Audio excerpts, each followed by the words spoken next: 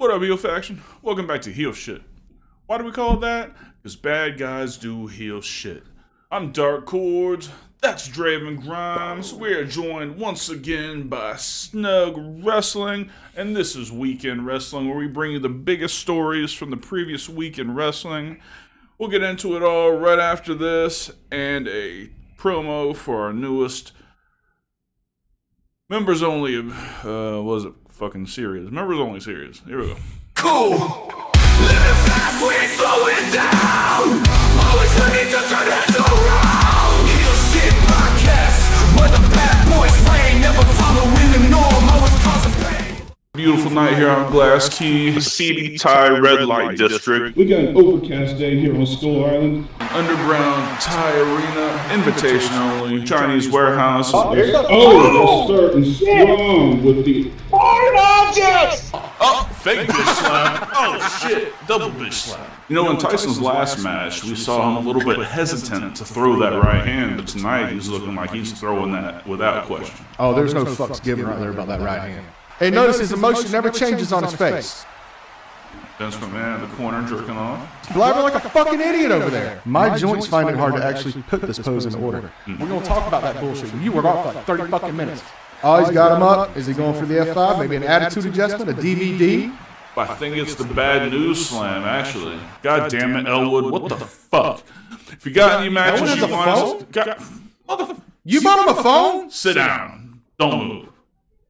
God damn it. If you got any other matches we want to call, put them in the description.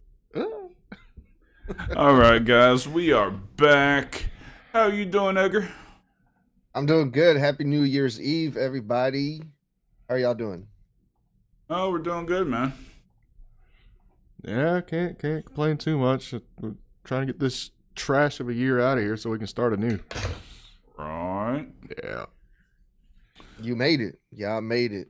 Mm-hmm. You made it, New for year, sure. new us, guys. We got to be better people next year. I don't know about Right? that. No? Okay.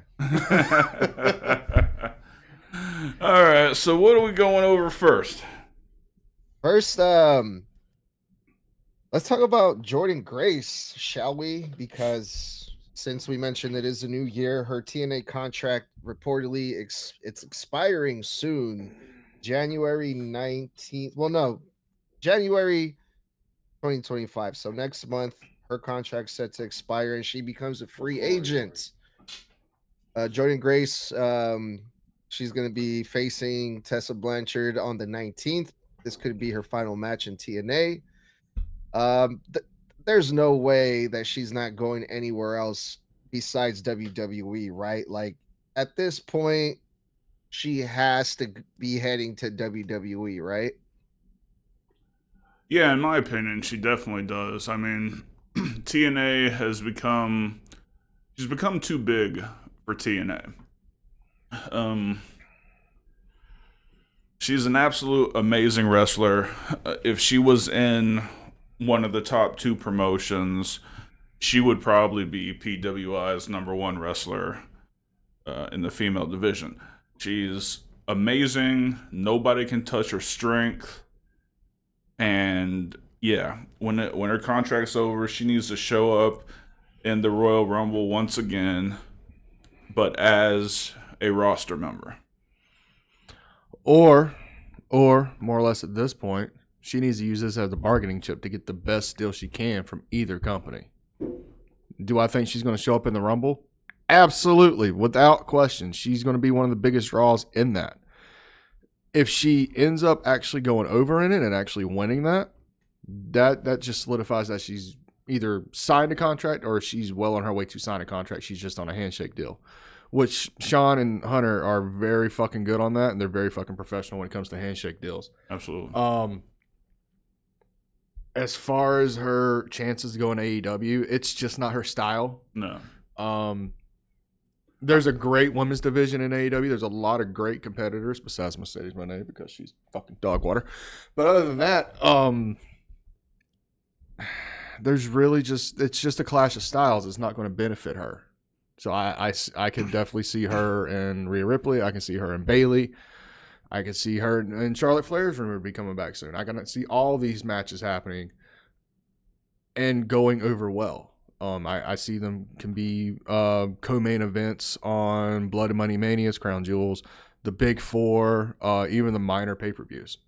So, 100%, I believe she's going to WWE. But if she's working the game like she's done before, she's going to be using that as a bargaining chip to see which one can bring up with the most money before she signs. Well, I don't think there's any question who can bring up the most money. And I think with how well she's done in her appearances for WWE all the way up to this point, I think that it's I don't know, it's a foregone conclusion to me that she's switching to them. What about you, Edgar? What do you think? Yeah, it's a no-brainer. It's especially after what she's done over on NXT. She's had great appearances. She was at the last Royal Rumble.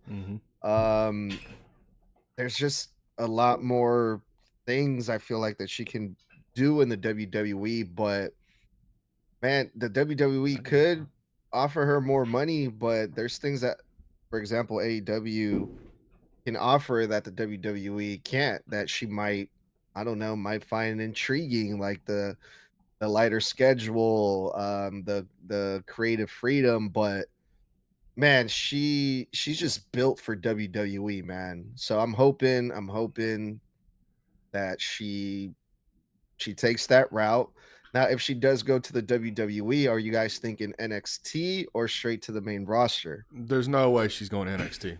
Not at this point. She's already pretty much solidified that she can work the WWE style. And for guys coming from other companies into the WWE, they do a short stint at NXT for the most part. There's exceptions such as AJ Styles and stuff like that. But she's proven that she can work WWE style, and she's proven she can work it well. I see her going straight to the main roster, whether it be Raw or SmackDown. At this point, with a lot of the star power going to Raw for Netflix, they need to get some new talent over in SmackDown, and I believe that's where they could be putting her potentially if she signs. Yeah, I don't know. I was hopeful for an AEW switch when her husband was there for a while. Yeah, I mean, he's still signed with Ring of Honor right now, so. But, that things still haven't turned out well. I mean, on the AEW roster, it did not turn out well. So, I mean, I think that's pretty much, to sum it up, the writing's on the wall, WWE bound. So, Fingers crossed, man. I hope so. So let's call it now. If she goes to WWE, give us your dream match with Jordynne, both of y'all.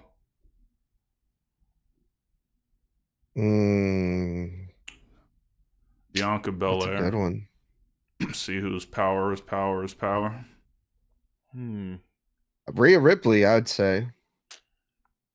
Those are both good. Who you got, Draven? Becky. What? For real? What's always drawn better? Strength versus strength or strength versus speed? Strength versus speed. Exactly. David versus Goliath. Now, granted, they're probably about the same height and shit. But I'm telling you, Becky and Jordynne could put on a hell of a banger. Not saying that the other your matches respectively couldn't do that. Of course. But that strength versus strength game, that's going to get tiresome pretty quickly. Whereas with somebody like Becky, she can show out a little bit more.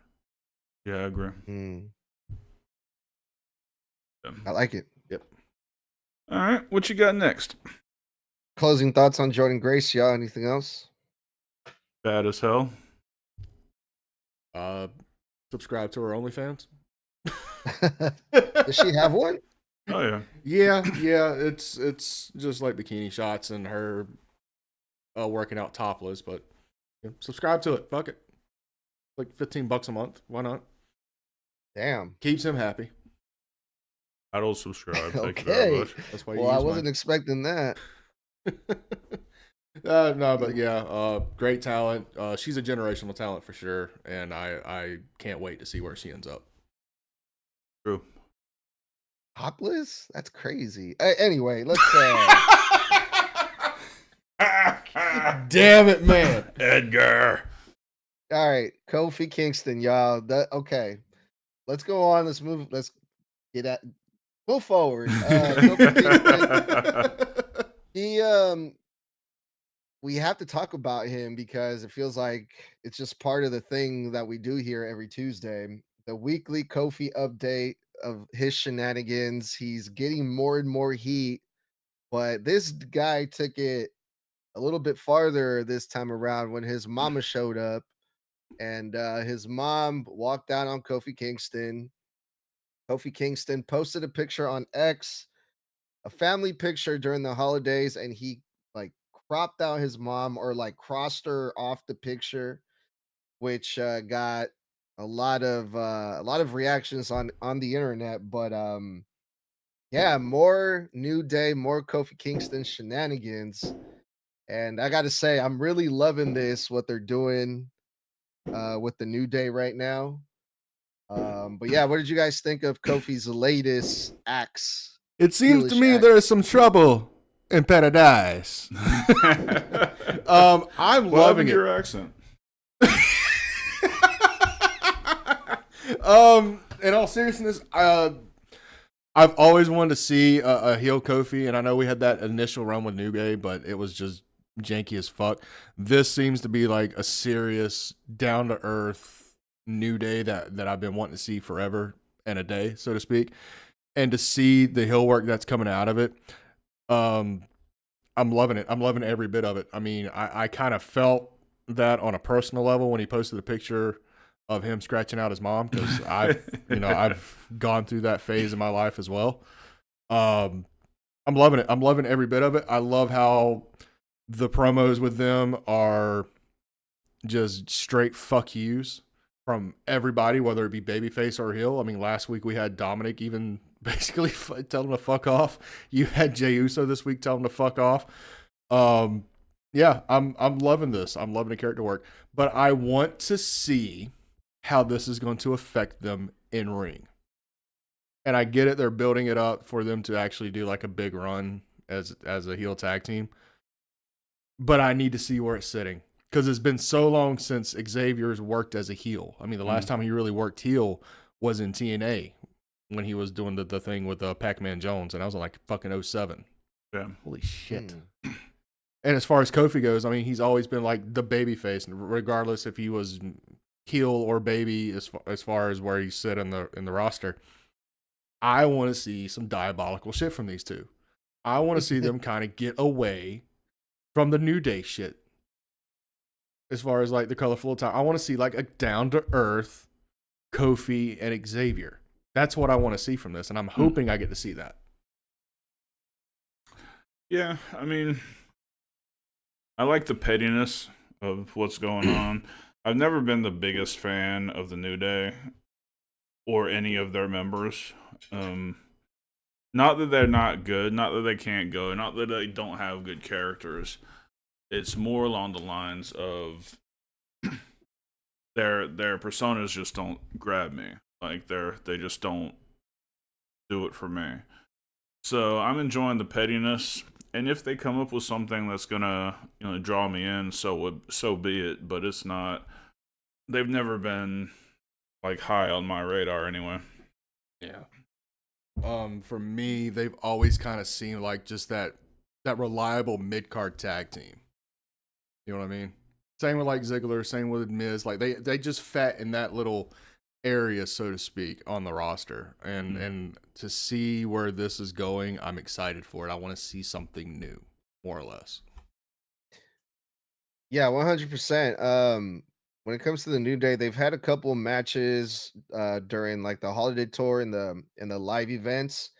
Not any TV matches. Their first TV match as a heel in a tag team match, I believe, is going to be on the first Raw on Netflix versus the LWO. Oh god. Rey Mysterio versus whoever Rey Mysterio decides to pick out of that group.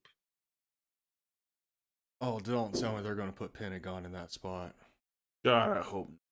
Do not. I did not even think about that. Holy shit. If That that could be a big happens, possibility because if they that didn't. happens, then the WWE, if they do that, the WWE should have to get rid of all of their Mexican talent. All right, because that is the worst fucking booking. The laziest fucking booking could be to bring back the LWO and put every fucking Latino in there. It's lazy ass booking. It's bullshit, and it just goes. Not that it's gonna happen, but if it does, it goes to show you why they drop the ball with every foreign wrestler they bring in. Well, not Gunther, but every Latino and every Japanese wrestler they bring in is bullshit. I would not be surprised if they did that because on that Raw segment, when Rey Mysterio challenged the New Day finally, Xavier Woods said, "Okay, which one of these Rey Mysterio cosplayers are you going to pick?" Rey Mysterio didn't say who. So now I'm starting to worry, y'all. Let me cook for a second. Let me cook. So what if that does happen? What if Pentagon is the surprise tag team partner? Okay? But what if when it comes to the hot tag, Pentagon attacks Ray? That He's would be much always better. been better as a heel to me. Pentagon has to be a heel. I mean, he needs to bring back Pentagon Dark from Lucha Underground. Mm-hmm. And not Pentagon Mascura, not the bullshit, like Pentagon Dark. Like that sadistic motherfucker. He needs to be that in the WWE. Yeah, we need a good, reliable, and I don't want to say this because I have so much respect for him, but they don't have any mid-card good fucking heels. And that would be a good place for him to start and build up his rep in the WWE. Because let's call it what it is. We all know when Ray Phoenix's extension on his AEW contract is over, he's getting signed over there too, and they're going to do tag team shit. So why not go ahead and set a good foundation as a fucking heel lucha tag team? Yeah. I mean, every other lucha, basically, other than, whatever the fuck his goddamn name is, over on SmackDown with his two fucking delinquent boys. Old King Cuerno. Yeah, that guy. Are fucking baby faces. We need something different. It's something fresh. And I legitimately feel that Penta versus Ray at Mania, because we've seen him on Lucha Underground, they fucking killed it in Lucha Underground. Give us that matchup with those fucking competitors and that style of a fucking match. You're going to fucking, not saying it's not already fucking sold out, but you're going to put more eyes on the brand nationally with the Latino community, the Puerto Rican community, so on and so forth. I would love to fucking see that. And if those of you who have only watched AEW or the American promotions have never seen Phoenix be a heel, Lucha Underground, the last couple of seasons, he was a evil motherfucker. Mm-hmm. He was a great heel. He was whoever that hottie ring announcer was. He was like stalking her. Like he was. It works. Mm-hmm. Both of them are great heels. What you think, Edgar? Yeah, it's gonna be interesting to see what they do with Penta. I was surprised to see that it's just him by himself. So it's gonna be interesting to see what, because everyone, as soon as the announcement went out, the commercial, they played the image and it was Penta's mask. Everyone automatically said he's gonna have to wrestle Rey Mysterio, or he's gonna have to go after Rey Mysterio, and right away, that's like the name that kept popping up. I'm still kind of surprised. I don't know. Maybe this is just me. I was expecting him to go to NXT first. Don't you think? No, because never. he's worked with enough American promotions, whether it be with AEW, he's done stuff in TNA with a lot of guys that do WWE's type producing as far as matches are concerned. So he knows how to work it.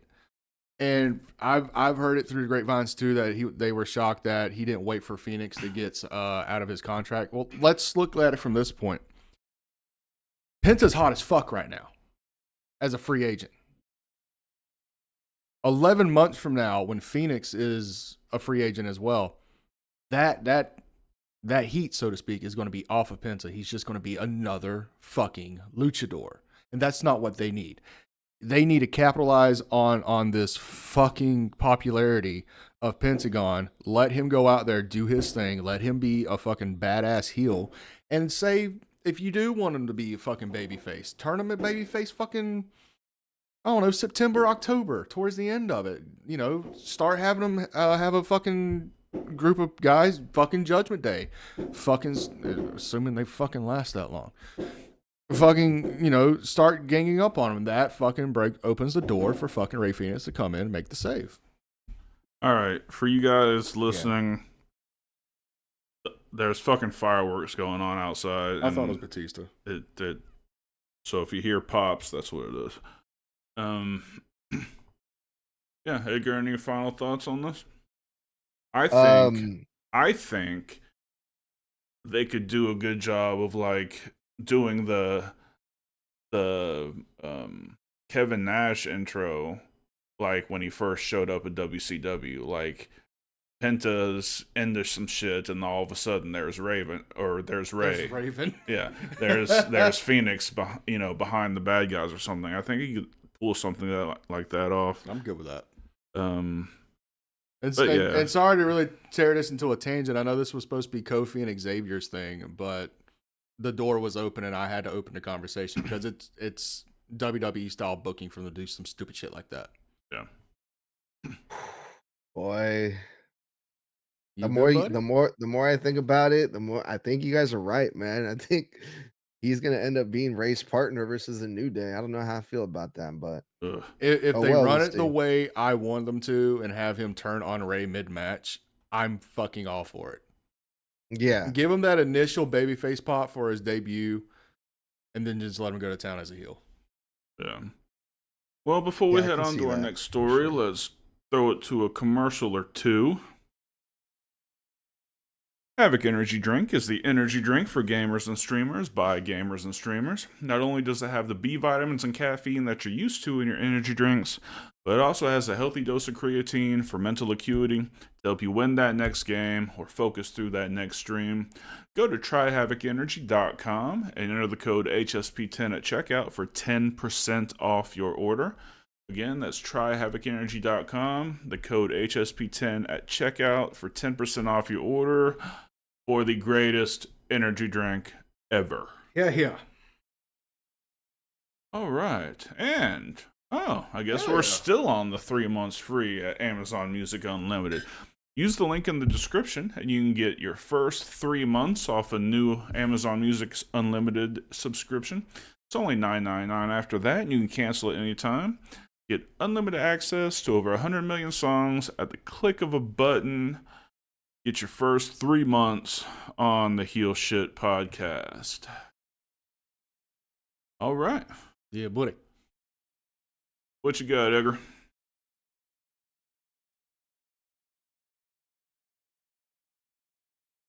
There we go. What you got, Edgar? Oh, my bad. You're good, man. Buddy. So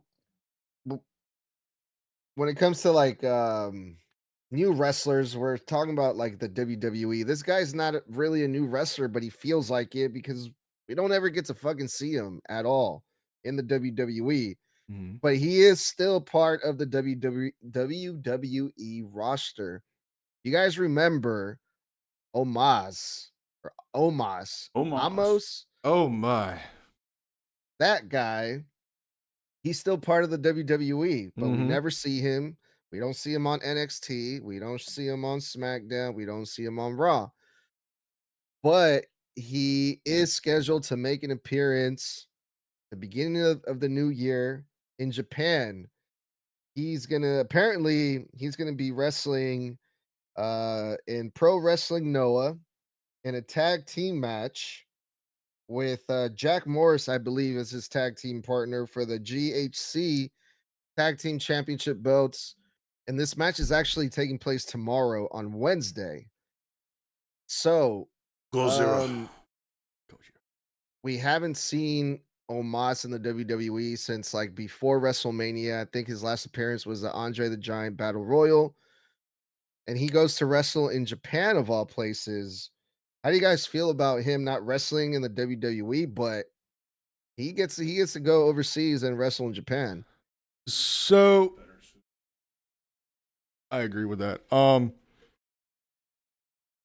For Omos, he's never needed to be a week to week talent. In my opinion, he needs to be that special attraction, similar to how Andre was in the territory days. Show up only when it matters, when it's needed, and for him to be over there in Japan, I think is what's best for him right now because they can teach him that less is certainly more. They can teach him how to work like Big Van Vader, like fucking Brody, like fucking Andre, like every giant that's come through in the last 50 years. Giant Baba. Excuse you. Yes. Gesundheit.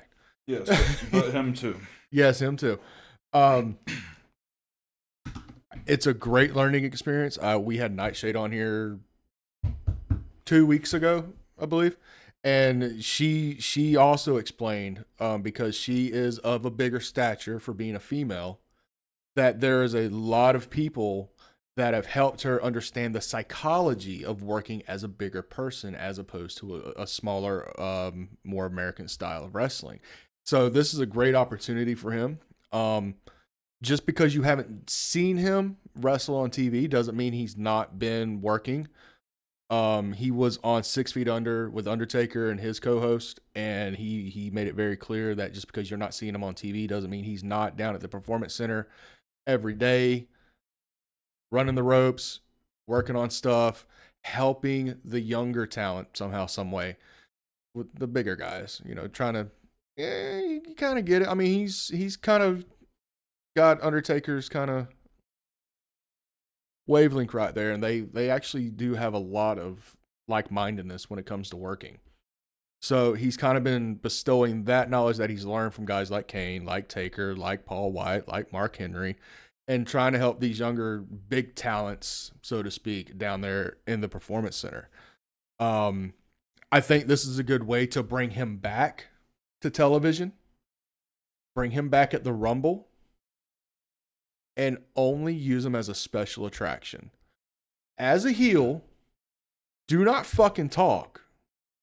Go in there, murder motherfuckers. You understand? Have him be Adam Pearce's punishment for motherfuckers. Turn Adam Pearce heel as a general manager. Because right now we basically have two babyface general managers. True. And granted, Nick Aldis runs like a more corporate, straightforward show, whereas Adam Pearce runs like a more chaotic style on Monday nights. I think turning Adam Pearce heel and putting Omos with him, kind of like how they had Baron Corbin as like the go-to guy to fucking fix the authorities' issues, that will work well for him. And I'm not saying put him out there every week in a 2-minute squash. But if you fuck up bad enough, say let's take the Drew McIntyre situation right now. He's fucking out of control. Yeah. What if fucking Omos just went in there and fucking booted him and hit him with a choke slam? You gonna fucking sit there and you're gonna listen now, or you gonna keep fucking up? I think that would be the best way for it to fucking work with him. But as far as working in Japan, great fucking honor. I know I would fucking kill to have that opportunity to learn from those guys, to work in front of those people. And he's got, another WWE guy, Shinsuke Nakamura. He's also working that show on New Year's. So it's not like he's there by himself. He has somebody there from the WWE system that can help him through it, that's fluent with Japanese culture, and he's going to fucking do fine. Mm-hmm. I'm actually looking forward to when that match is released. I'm going to go back and I'm going to watch it and see how it is. Yeah, I think he's better suited as a New Japan wrestler, as a Japanese talent. I mean, the amount of money that his size would bring in. I mean, you heard back in the 90s, guys like Scott Norton who weren't that much bigger than me. He was a lot thicker than I am, but Yes. he wasn't much taller than me, if at all. And he was making millions. Yes. They paid back then much better than the American companies did. Correct. I mean, so you send, you know, an experienced huge man like that over there, he could just dominate. Dude, could you imagine Omos in Japan in the late 80s, early 90s? He would be the name from America. Yeah. Love it. I can't wait. I can't wait. I can't wait for that. I can't wait for the match with Shinsuke. I'm interested to see how he's portrayed over there because I know typically a part of the agreement is that they got to portray him like they do on WWE television. That's how they've been doing AJ the past couple of times. But that's not Shinsuke in Japan. Like King of Strong style. That's who he needs to be. So I'm looking forward to both matches. I'm looking forward to the whole show in general. The New Year's shows are always top notch. We got Wrestle Kingdom coming up this weekend, I believe. Wrestle Dynasty, something like that. Crystal, some fucking other. I don't Yeah, know. the January 4th show for New Japan, and that's always their WrestleMania. That's always their biggest show. They show out the most there, and I will be watching that very intently. Wrestle Kingdom, the AEW one's Wrestle. I guess the part that I don't understand is no, I get that what you guys are saying that Omos should be a special attraction. He's not a week to week name on the card, but in order for him to feel special, they have to use him at least, I don't know, not once a year, maybe a couple times a year, 3, 4, not even that. He was literally on TV once the entire year of 2024. So I don't know how he's supposed to feel special if they never fucking use him. Second of all, why don't they? Third of all, I read a few articles that are like calling him a veteran, the veteran Omos, and I'm like, how is he a veteran? So So I don't that know. I kind of don't falls understand back that. to Jim Ross and Jim Cornette's way of thinking. How can I miss you if you don't go away? Go away and learn a new hold. That's like territory style thinking, and I can see why they did that because the last time you saw him, it fell flat. Nobody gave a shit about his size, his stature, his physicality. Nobody fucking cared. And I mean, to me, even the last time I saw him, I was still thinking like he was AJ's crony, Right. like when he brought in. And I know they've been separated forever at this point.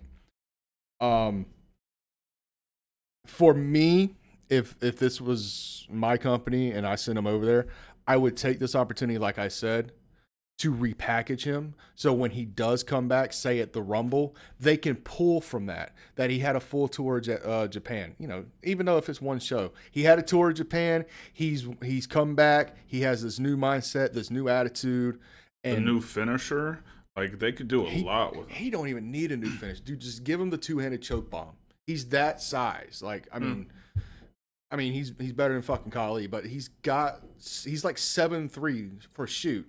So you give him the two-handed choke bomb. That's an 8-foot pickup and drop for 90% of the roster.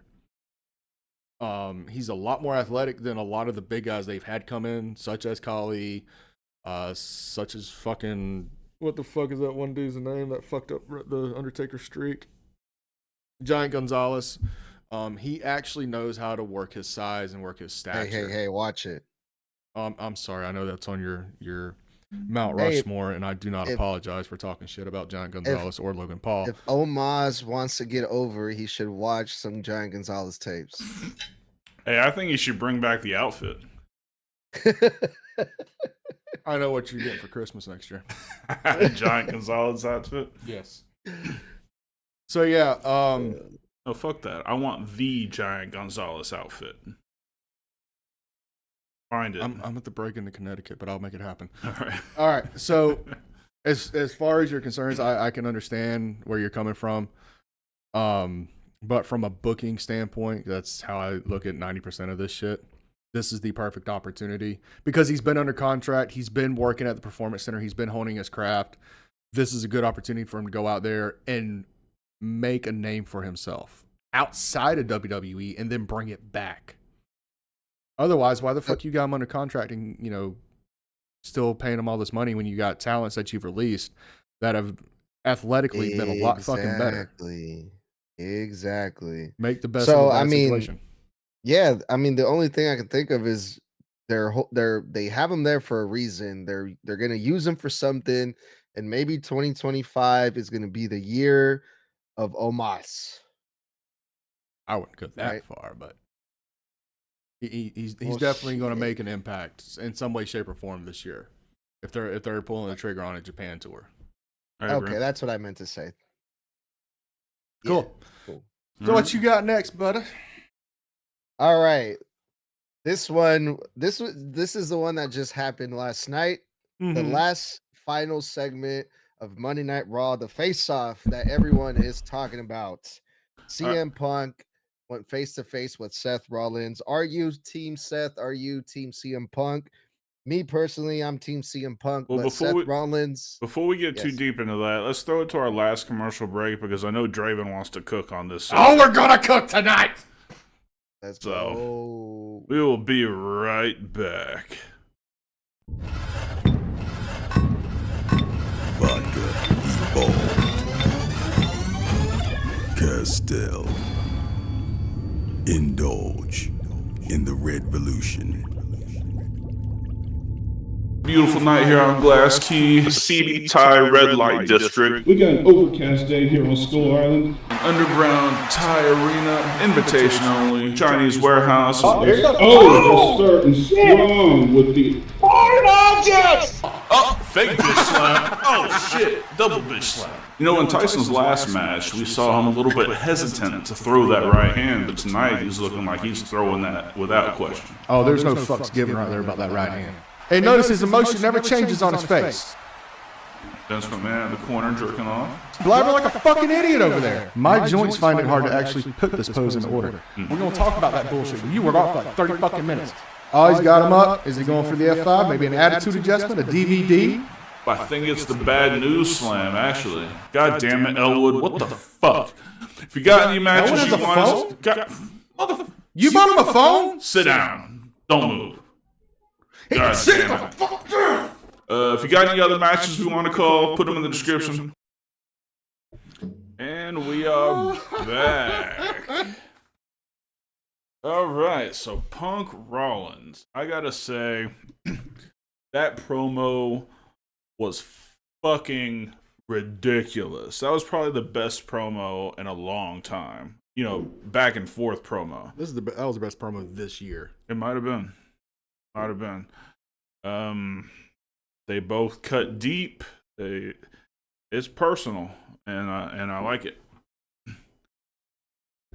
Yeah, for me, the callbacks to the Colt Cabana podcast, the callback to when Austin took his ball and went home, the callback to the fucking Kendrick Lamar fucking line. I sent it to you earlier, where Becky or where Seth said something about his wife staying home to raise a kid, something you know nothing about. That was ripped off a fucking Kendrick Lamar song.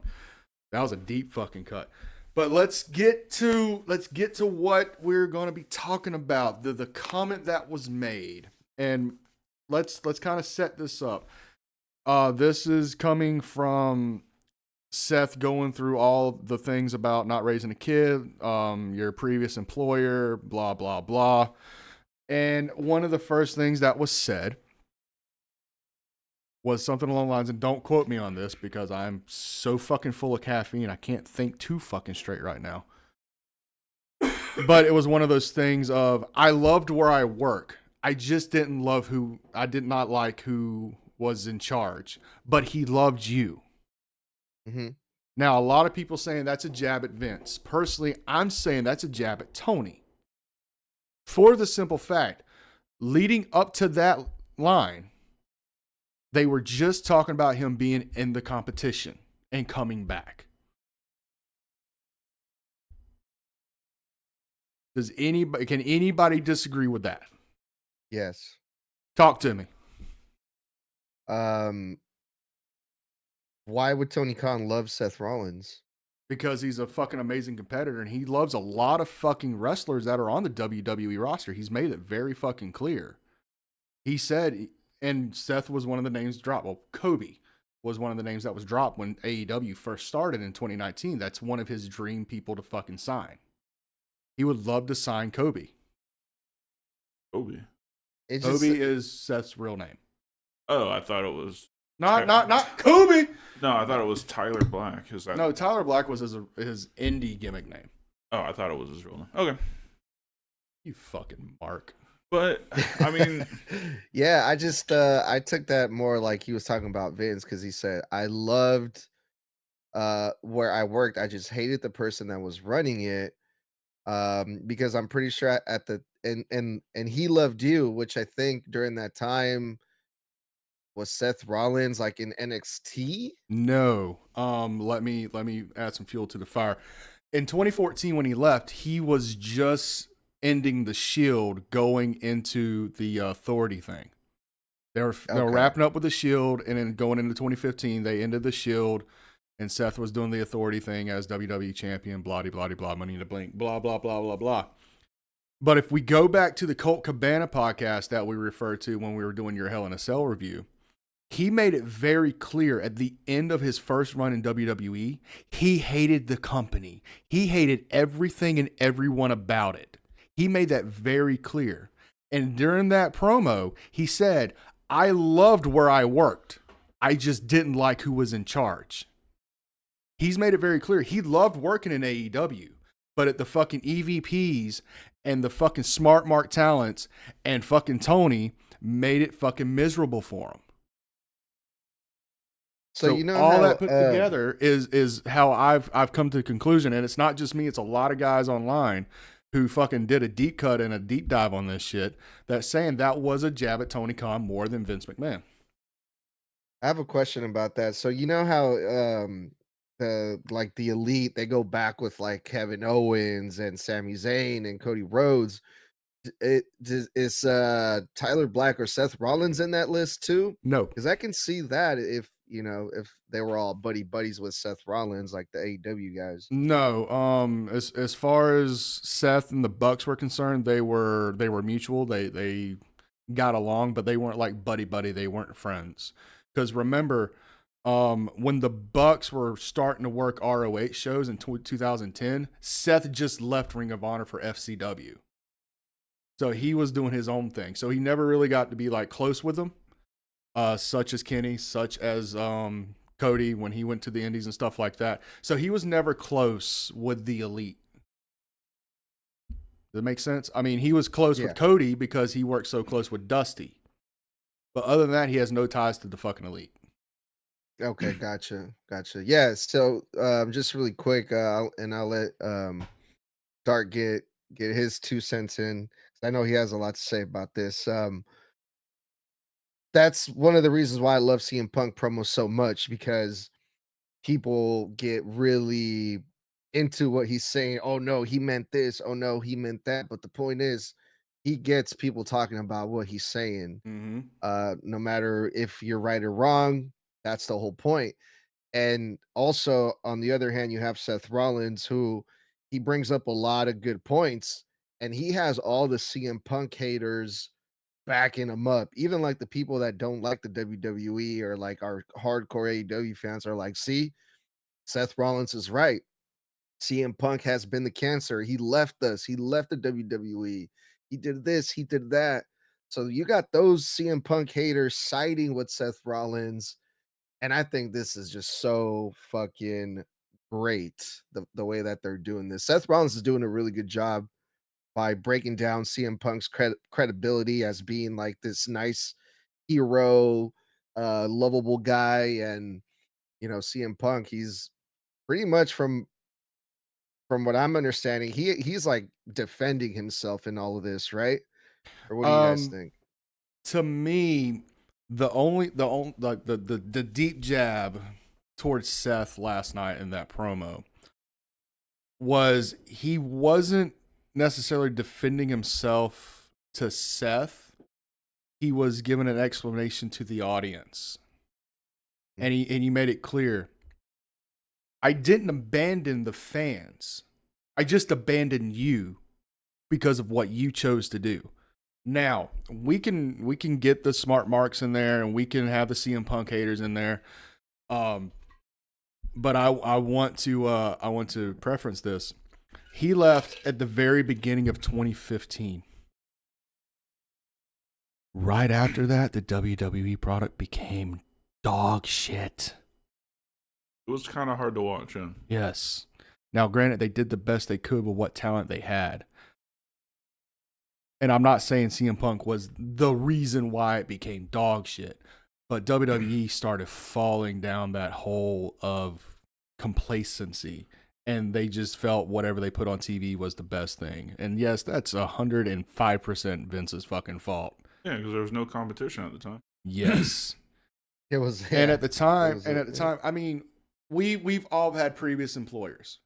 Correct. We've all been fired for what we believe was not the right reason. And we've all talked shit about previous employers before, wishing fucking the company was shut down or what have you. So from that standpoint, I can understand at the time why he said what he said on the Colt Cabana podcast and why he felt how he felt, especially getting fired on his wedding day via FedEx. Right. That would have a huge chip on my shoulder, and I would talk so much smack about my employer doing something that fucking petty, knowing that that was the day, and not even mentioning that they had a conversation via text the day before. Hey, I'm getting married tomorrow. Can I call you as soon as I get back and we can talk? He had that text message conversation with Triple H, which Triple H has confirmed that happened. But Vince fucking went over Hunter's head and went ahead and released him. Yeah, So people I forget can't, about that. I can't though. blame Punk for, at that point in time, being so sour on the company. That's all I'm saying. No, I get you. I'm trying to follow your lead on this talking about Tony thing. Has he said that he, other than this, that he enjoyed his time in AEW? Yes. Did he? The interview he had earlier this year with the fuck is his that Ariel Helwani? That guy. He made it very clear. He enjoyed his time in AEW, especially working with fucking Maxwell Jacob Freeman. Working with Hangman Page before Hangman started doing stupid shit and he had to go on the fucking cuff. He enjoyed his time in AEW. It's just the fucking EVPs and the uppers that just made it fucking miserable for him in the end. So, what is he just? He's obvious.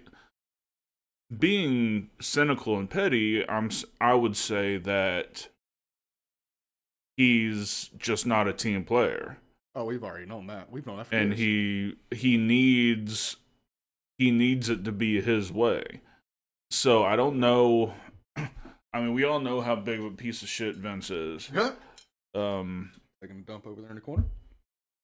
But I mean, maybe he's just unmanageable. I mean, the honeymoon is still there with WWE. Mm-hmm. H is brand new to being his boss. Do we think that it's going to come down once again to Hunter, him having to do what Hunter says and not being pleased with it, and then he hauls balls again? So I think with this time around, because they made a big deal about his contract negotiations leading up to him actually signing that night, somewhere in that contract, you got to think there's some creative freedom there, so he can have that say-so to say yes or no. And because of that, if he does have that, there's probably some clause in there that says within reason, you can say yes or no. But at the bottom line, if we need you to do it, fucking do it. But everything he's doing now, he's fucking loving. He's basically said, I've had no issues working anybody on this roster because everybody wants to see everybody get better. Whereas in AEW, he said a lot of the boys were for just the boys. They just wanted that cheap pop for each other. They didn't want anything to get better as far as a show themselves. It's like day and night to Punk. And I get that, especially with the professions that we've worked in. I mean, we go and work a place like WWA or LCCW, and it's complete and fucking dumpster fire. Nobody knows what the fuck's going on until like basically right before a curtain call. And then you got places like fucking New Wave, like DCCW, like USWA, where everything is almost down to the minute. Now you have some say-so about what you're going to do. But when you get there, it's Draven and Dark. You two are working these two guys, and y'all have 8 minutes from bell to bell. You have a minute for your intro. If you want to cut a promo, let us know now so we can give you 30 seconds. But at the 8-minute mark, we need the pinfall. Whereas you go to somewhere that has no fucking structure, I don't care. I'll give you 10 minutes, but if you go 20, fuck it. I don't care. Where do you think he works like that at? I mean, the TV shows, if you're talking about AEW, they're as produced down to the minute as WWE shows are. Not necessarily. They've made it very clear there is no fucking meetings. There's no fucking structure other than, all right, you were working this guy and you got this time. Other than that, fucking go for it. I mean, they might not agent every match down to every turn, which I think is ridiculous that WWE does.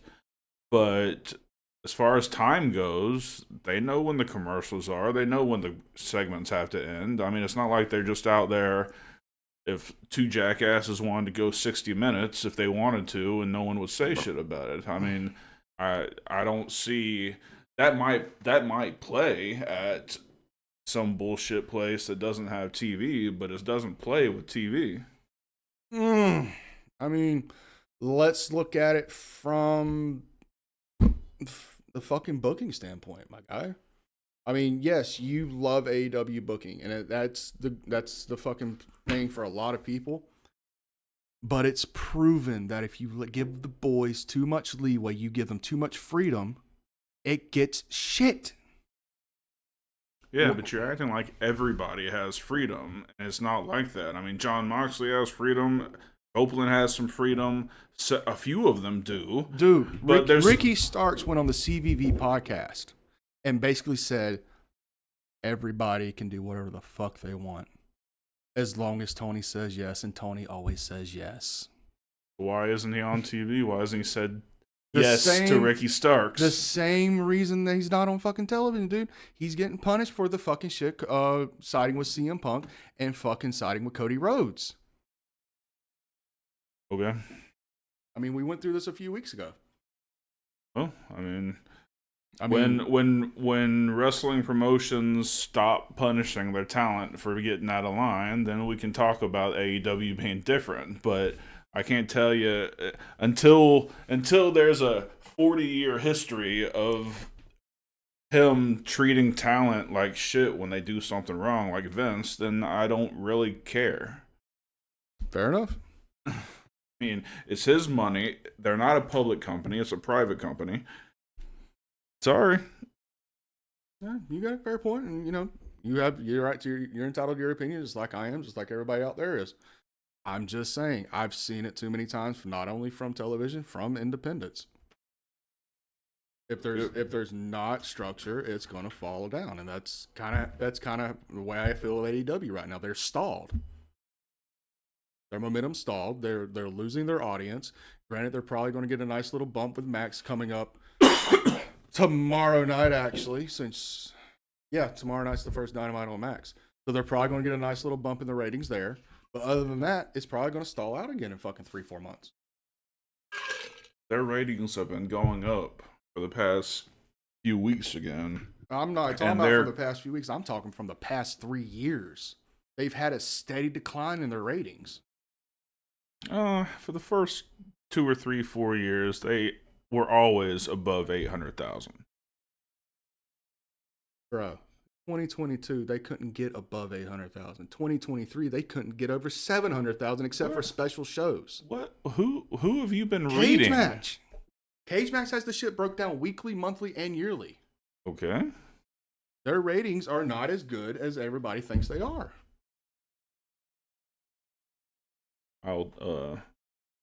Cage Match also, yeah.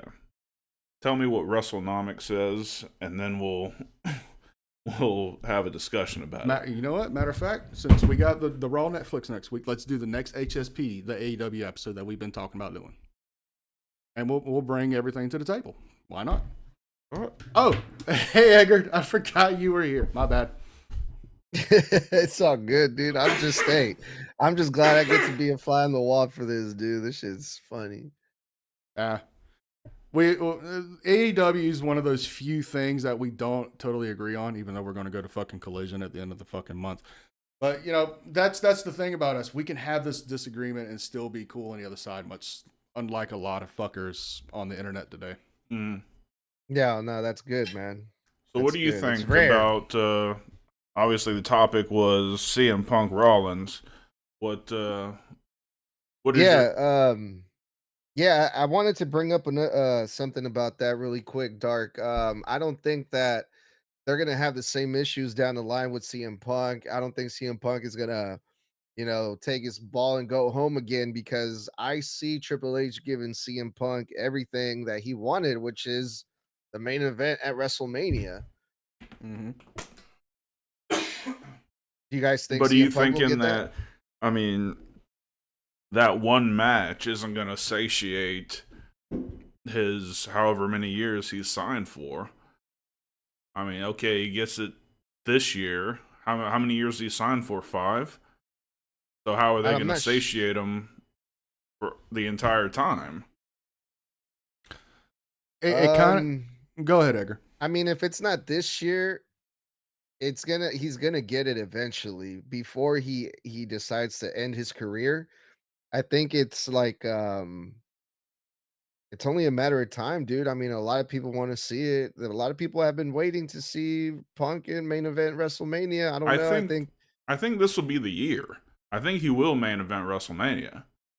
But I think that's the money shot he's been waiting for the past 20 years, and then what happens? Hey, Kenneth, thank you so much, brother. For me, this has to do with time. Yes, he signed a 5-year deal, and we're a year into it. Now, remember, the original plan was Seth versus Punk world title last year at Mania before all the injuries and shit occurred. So, for me, he has a lot more time behind him than he does in front of him, so to speak. Mm-hmm. Who's to know he's going to go down in injury again in another 6-7 months? He's already torn his bicep twice. He's torn his Achilles tendon. I mean, he's at that age where his body just can't keep up with the rigorous schedule of full-time competing. For me, it's just one of those things where if you don't pull the trigger on it now, next year may not come. You know what I mean? And for him to finally get that moment, and once he gets that moment, he wins the title, loses the title, whatever. From there, he can be that veteran that gets the younger talent over, gives them that push, and build them up. And I think he's in a great position to start doing that. We just got to get him past Mania. Yeah, but I do think, I think this will be the year, and I'm sure a title will be on the line. Well, it's got to be the world title at this point. Yeah. So, yeah, I think he's going to get that moment. I don't think he has the track record of falling in line, even if he gets everything that he wants. But that's just me. Works for me. What do you think, Edgar? To be honest, Dark, I couldn't even hear what you were saying. Oh, what did I say? I just said that I think this will be the year that he main events, and the world title will be on the line, I'm sure. But I just don't know long term if that one moment is going to make him fall in line for the next 3 to 5 years. I mean, that's the only thing I see. I mean, it should, man. That's what he's been wanting for this whole entire time. That's why he left. One of the reasons why he left the WWE. Like, also, I also think the match at Mania, because remember, Mania is 4 months away. I see this feud with Seth Rollins going until Mania, and maybe they build up this feud with Rollins so much that it can maybe be the main event, at least for one night for this WrestleMania. And then after that, they can start moving, you know, thinking of putting the belt on CM Punk. Yeah. We roughly covered that actually last night on HSP, where we've both kind of come to an agreement where even though this match is happening, it's not a no disqualification, it's just a straight one-on-one match. For the feud to continue, and this is what I'm calling out, it's going to either have the match thrown out because the referee loses control, or it's going to be a double count out, a double disqualification, something like that, for it to progress to the next chapter of this story. And the next chapter for me, I believe, is the Royal Rumble match.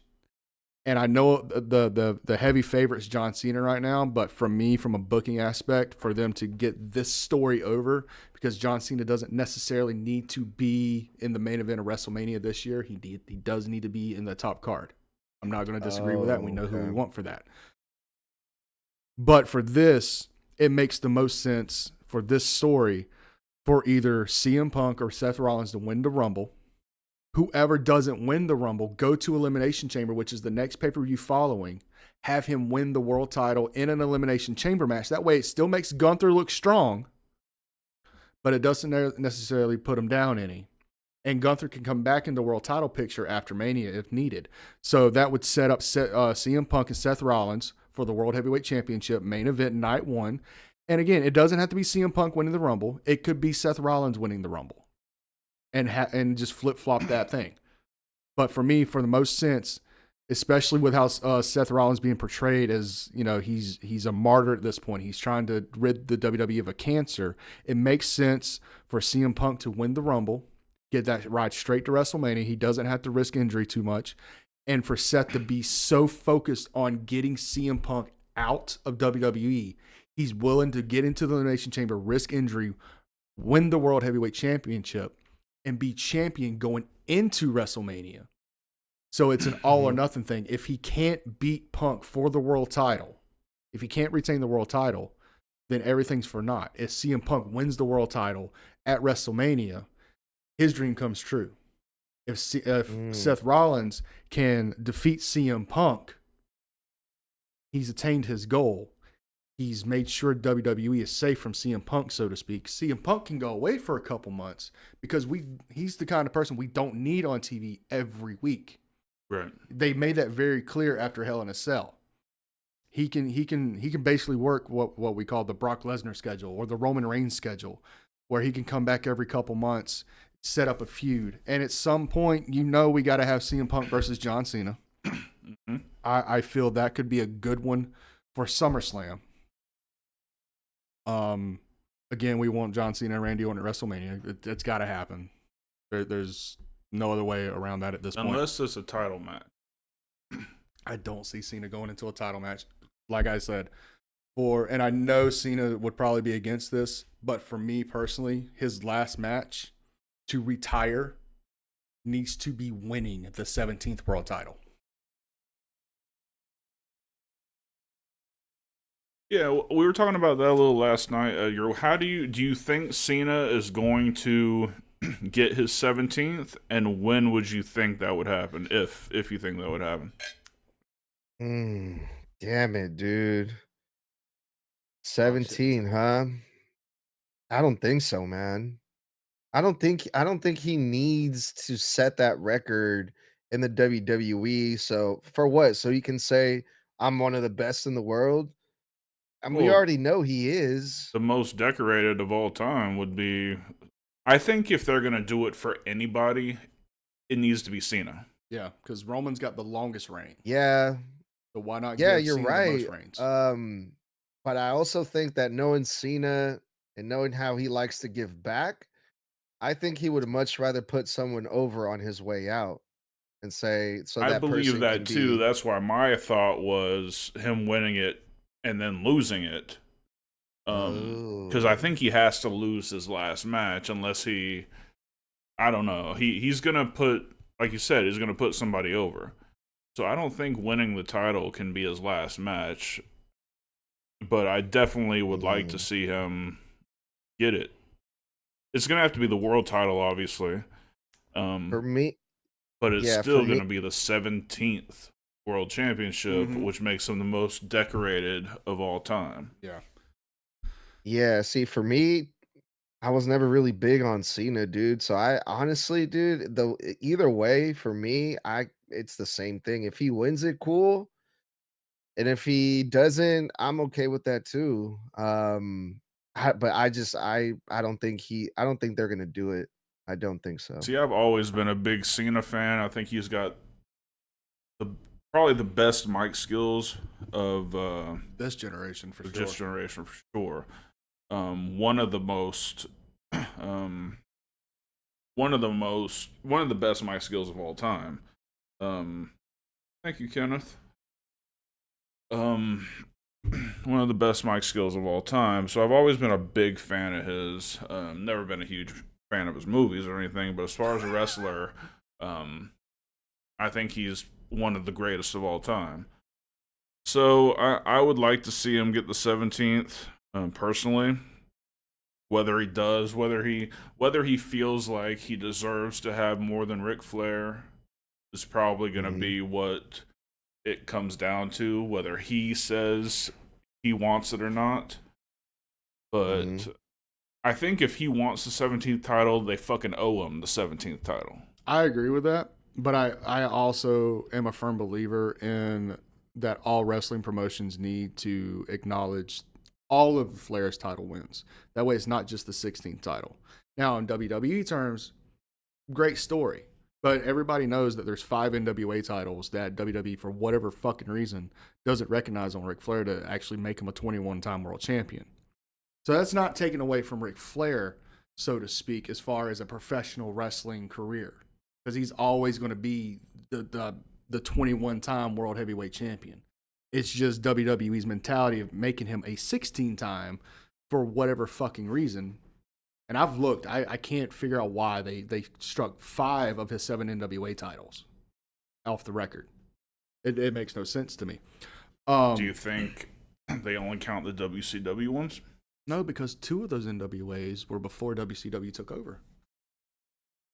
Okay. So they count the one in the cage with Harley Race. Okay. That was back in '84. Yeah. And they count the title win after that one before Crockett took over. That's fucking retarded. Ain't it? But the ones from like 77 to 82, they don't count. I don't know if that's a Vince Do thing. they not count the WCW one? Yeah, that's part of the 20. Part of the 16 is the WCW Yes. ones, but only 2 of the 7 in NWA. I got it. Yeah, it's fucking stupid. Getting back to what y'all were talking about as being a Cena fan, I wasn't a fan of him until he went away, and I was able to appreciate it. Because during his prime, from 2005 to 2012, let's say, that's me at 15 to 22. That feels like I'm getting that shit shoved down my throat, and I don't appreciate that shit. I want that shit to be natural and organic. The same reason the first time they tried to get Roman Reigns over as a main eventer, it didn't fucking work because it was getting shoved down our face. Well, see, I'm in a different age bracket than you fuckers. All right, You old motherfucker. I'm definitely in the different age bracket than y'all. So when I was in 2005. those years, Yes. he was still the doctor of thugonomics. And I loved that. Yes. And then when you're talking about him being shoved down our face as a baby face, I think I had young kids at that point. So I was fine. So about 2006 on, you were good with that forced babyface run, because Yeah, she was Doctor Thugonomics was late 2002 to the beginning of 2005 before he put out his rap album, which, by the way, is one of the best albums ever. I don't give a fuck what anybody says. I just think that if you my oldest was born in 08. Mm-hmm. So he hadn't become stale yet.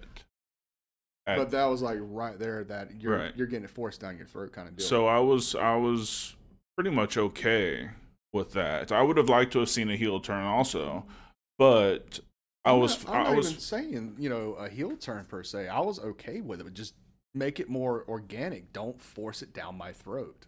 Yeah. I mean, I was still a big fan of his when That's what she said. I was still a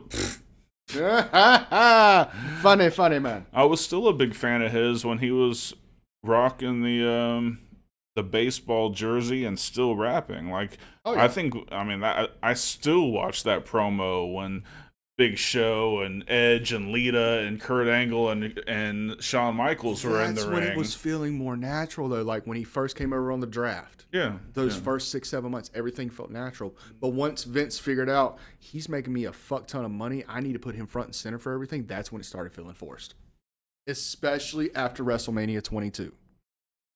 Yeah, and I think most of that, I think everything beyond 2012 was Vince wanting him to stay baby, because he was all for the heel turn. Yeah, because he went on Chris Van Vliet and basically said the first Rock Cena match at 28. Yeah, 28, because I was Hell in a Cell with Triple H and Undertaker. He already had a full track mastered up. He got new gear made up. He pulled out his old boots, and he basically was going to be the complete opposite of babyface John Cena. Like, he was all for it. But last minute, Vince shot that shit down. Yeah. Which is bullshit, because I want to hear that track. Yeah. Ladies and gentlemen, the master's out there somewhere. I don't care if it's on the dark web or what. Fucking find it, send it to us. I will pay money. All right, guys. I think we've outlived our welcome for tonight. Would you like to do the pleasantries? I fucking guess. Ladies and gentlemen, do not forget this coming Thursday night is Talking Shit. It is the first show of 2025. It's still going to be a little bit of emotion. We got a little bit of carryover from last Talking Shit into this Talking Shit on both accounts. I found out some shit I haven't told you yet. I'll tell you off air as soon as we get off. Yeah.